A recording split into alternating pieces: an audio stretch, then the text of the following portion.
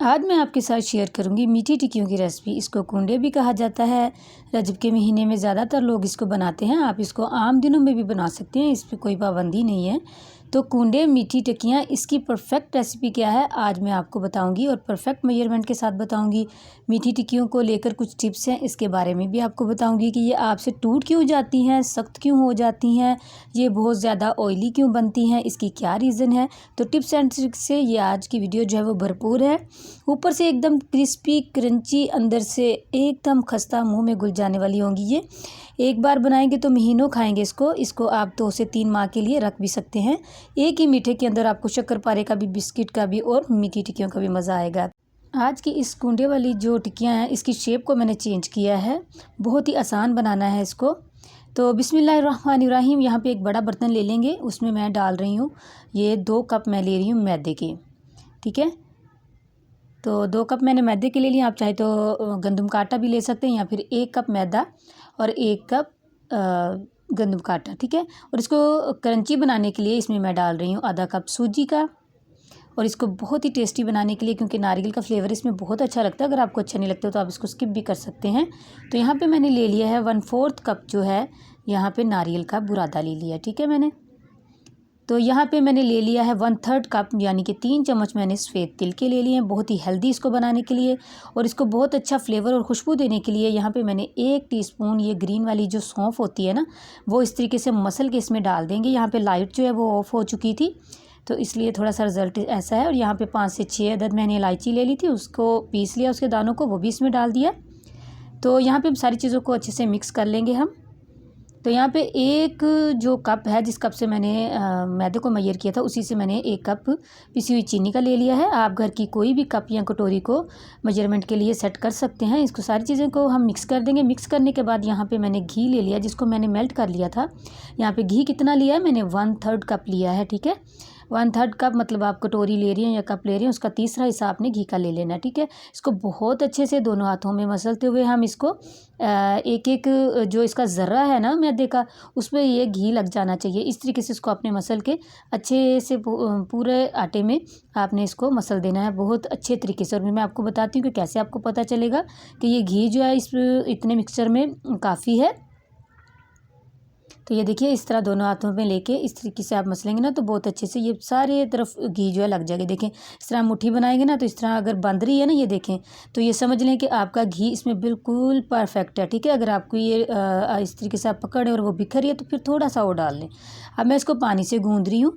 तो मैंने 1 कप पानी का ले लिया है और थोड़ा थोड़ा करके डालूंगी, एकदम से पानी नहीं डालना आपने। ठीक है ना, क्योंकि इसमें चीनी भी है ना, तो चीनी भी अपना पानी छोड़ती है। तो ये देखें, अब इस तरीके से थोड़ा थोड़ा करके मैं इसको डाल रही हूँ। और गूँधना इसकी क्या है कि इसका टेक्सचर कैसा होना चाहिए, इसका टेक्सचर आपने हार्ड रखना है, सख्त रखना है। ठीक है, आपने इसको नरम आटे की तरह नहीं गूँधना। आप देख सकते हैं यहाँ पे इस तरीके से आपने इसको बहुत ज़्यादा गूँधना भी नहीं, बस आपने इसको मिक्स करना है सारी चीज़ों को, तो इकट्ठा करना जिसको कहते हैं ना, बस इस तरीके से। बहुत ज़्यादा गूँधने की आटे की तरह ज़रूरत नहीं है, लेकिन ये कि आपने इसकी जो कंसिस्टेंसी है वो आपने हार्ड रखनी है, सख्त रखना है ये आटा। तो सख्त रखने से क्या होगा, एक तो आपकी जो आप टिक्कियाँ बनाएं या इसको खजूर शेप में आप लेके आएँ, ये ऊपर से क्रिस्पी क्रंची, और अंदर से जो है इसका ये है कि ये ऑयल में जब आप इसको फ्राई करेंगे ना, तो ये ऑयल भी कम पिएंगे अगर आप इसका आटा जो है वो सख्त रखेंगे। तो अब इसको 3 हिस्सों में डिवाइड कर लूँगी इस तरीके से। आज मैं बहुत ईजीली इसको जो बनाना आपको बताऊँगी, और इसकी शेप हम चेंज करेंगे। थोड़ा सा मसल लेंगे, इस तरीके से एक पेड़ा बना लेंगे और इसको साइड पे करेंगे और इसको कवर करके रखेंगे। ठीक है, आपने नंगा नहीं रखना है कि ऊपर से खुश्क हो जाएगा। तो इस तरीके से इसको मसलते हुए हम इसको इस लंबाई की शेप में इस तरीके से बेल लेंगे। आज हमें बेलन की भी ज़रूरत नहीं है, ना ही हम इसको हमेशा की तरह गोल टिक्कियों की तरह शेप देंगे। हम इसको एक अलग शेप देंगे जो कि बहुत ही ईजी है। ये देखें, इस तरह इसको लंबाई में करके तिरछी कटिंग आपने करनी है। और जो इसकी मोटाई है ना, वो नाप तो बहुत आपने मोटा इसको रखना है साइज़ में, और ना ही बहुत पतला, दरमियाना सा आपने इसकी कटिंग कर लेनी। बस इस तरह पकड़ना और दोनों साइडों से इस तरह से हल्की सी खजूर की तरह इसको शेप दे देनी है। तो ये माशाल्लाह बहुत ईजीली बन जाती है और बहुत प्यारी लगती है बनने के बाद ना। तो इस तरह की ये देखें माशाल्लाह कितनी खूबसूरत लग रही है। तो इसी तरीके से सभी की कटिंग कर लेंगे बहुत जल्दी हो जाती है। और इसमें टिक्कियों बनाने में क्या होता है कि आप जब टिक्कियों की शेप लेते हैं ना किसी भी कुकी कटर से या ग्लास की मदद से, तो वो साइडों से फिर आपको इकट्ठा करना पड़ता है सारा मिक्सचर, सारी डो को इकट्ठा करके फिर से करना पड़ता है। लेकिन इस तरह अगर आप बनाते हैं ना तो आपको इस तरह नहीं करना पड़ता। आप ये जितना भी आपने इस तरीके से रोल बनाया है ना, इसकी बस कटिंग करनी है। तो ये सारी की सारी समझ लें कि आपकी जो टिक्कियाँ हैं या बिस्किट आप कह लें या इसको कुछ भी जो भी आप इसको नाम दें, खजूर की तरह, इसकी शेप बहुत अच्छी लगती है। और ये इसमें फिर आपको दोबारा से इकट्ठा करके डो को बनाना भी नहीं पड़ता। तो इसकी जो थिकनेस है आप देखें कि मैंने इसमें कोई भी इसमें हम वो फोक का जो होता है ना कि टिक्कियों बनाते हैं और फिर फोक के निशान देते हैं कि ये फूल ना जाए, तो ऐसा भी इसमें कुछ नहीं होगा और ना मैं कुछ ऐसा करूँगी। तो माशाल्लाह ये बहुत ही ज़बरदस्त बनेगी आपके सामने। ये सभी को इस तरीके से बना लिया, जितना मैंने रोल बनाया था ना बाकी इस तरीके से मैंने कवर करके रखा हुआ है। ठीक है, इसको हम बाद में बनाएंगे। अच्छा, ऑयल का टेम्परेचर इस तरह थोड़ा सा डालकर आपने चेक कर लेना। यहाँ पे मीडियम फ्लेम पे मैंने इसको गर्म किया, या फिर कोई इस तरह माचिस की तीली या टूथपिक वगैरह लेके से हल्के हल्के बबल से बनते हो ना, बहुत हल्के हल्के से, तो बस फिर आप अपनी टिक्कियाँ इसमें डालना शुरू कर दें। यहाँ पे बहुत ज़्यादा तेज़ गर्म जो हमारा ऑयल है ना वो बहुत तेज़ गर्म नहीं है और ना ही ये ठंडा है। ठीक है, ये देखिए हल्के हल्के से बबल बनने शुरू, बस ऐसे ही हल्के हल्के से बबल बनने शुरू हो जाए ना तो आप इसमें इसको डाल दें। तो इस तरह डालते जाएंगे और डालने के बाद भी इसका फ्लेम जो है वो आपने मीडियम ही रखना है, बहुत ज़्यादा लो फ्लेम पे आपने इसको नहीं बनाना। तो जैसे ही ये इस तरीके से पकती पकती ऊपर को सारी ये फ्लोट होना शुरू हो जाएंगी ना, तो तभी हम इसको छेड़ेंगे, उससे पहले हमने इसको नहीं छेड़ना। देखें सभी ऊपर आ गई हैं ना, तो और ये थोड़ी सी साइज़ में भी बड़ी हो गई हैं। तो अब हम ये थोड़ी सी स्टेबल होगी तो अब हम इसको थोड़ा सा इस तरीके से सारी जितनी भी हमारी ये खजूर के शेप की टिक्कियाँ हैं ना, इसको हम पलट देंगे। ठीक है, तो बहुत इजी है, ना तो ये टूटेंगी और ना ही ये बिखरेंगी आपके सामने। इसकी रीज़न यही है कि हमने आटे को जब गूंदा है तो उसको सख्त गूंदना है।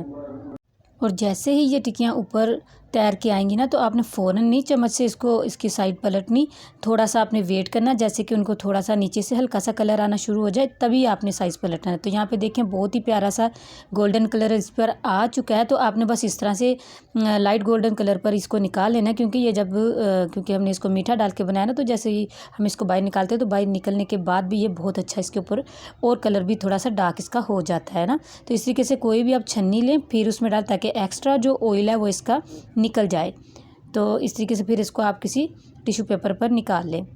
तो माशाल्लाह यहाँ पे ये बहुत क्रिस्पी बनी थी, बहुत ही क्रंची और बहुत ही खस्ता अंदर से बनी थी। आपको इसी तरीके से इसी रेसिपी को फॉलो करना पड़ेगा, इतनी ही मेजरमेंट से आप इसको बनाएं तो फिर आप देखना कि इसका रिज़ल्ट।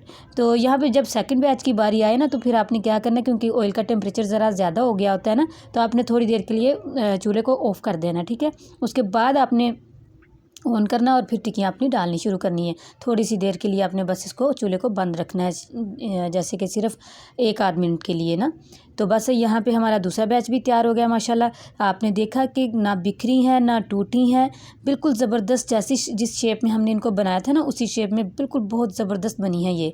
तो पहले आपको हल्की सी जब आप निकालेंगे ना तो आपको सॉफ्ट लगेंगे, जैसे ही आप इसको बाहर रखेंगे ना तो 1 से 2 मिनट में ही ये बहुत ही खस्ता हो जाएंगी, बहुत ही क्रिस्पी और क्रंची हो जाएंगी। ठीक है, तो यहाँ पे सारी रेडी हो चुकी हैं। आप इसको 1 से 2 माह के लिए स्टोर भी कर सकते हैं, लेकिन ये इतनी टेस्टी बनती हैं तो इनको स्टोर तो आप कर ही नहीं सकते, ये तो बहुत जल्दी ख़त्म हो जाएंगी।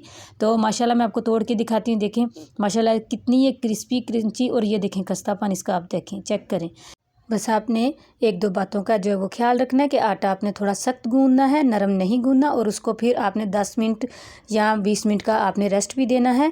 और बाकी जो आटा आपका बच जाए उसको आपने कवर करके रखना है, और ऑयल का फ्लेम जो है वो आपका मीडियम होना चाहिए। तो बस फिर आपकी जो टिक्कियाँ हैं या आप इस शेप में बना रहे हैं तो बहुत ही ज़बरदस्त बनेगी, और मेहमानों के आगे रखेंगे ना तो मेहमान इसकी तो रेसिपी पूछ कर ही जाएंगे, इतनी ये टेस्टी बनती हैं। तो मुझे उम्मीद है कि आज की ये रेसिपी आपको बहुत पसंद आएगी, आपकी फैमिली को भी बहुत पसंद आएगी। पसंद आए तो इसको लाइक और शेयर करना बिल्कुल ना भूलें। चैनल पर नहीं हो तो इसको सब्सक्राइब भी ज़रूर कर दीजिए। इसी के साथ मैं इजाज़त चाहती हूँ, दुआओं में याद रखिएगा अपना और अपनों का बहुत बहुत ख्याल रखिएगा। अल्लाह हाफिज़।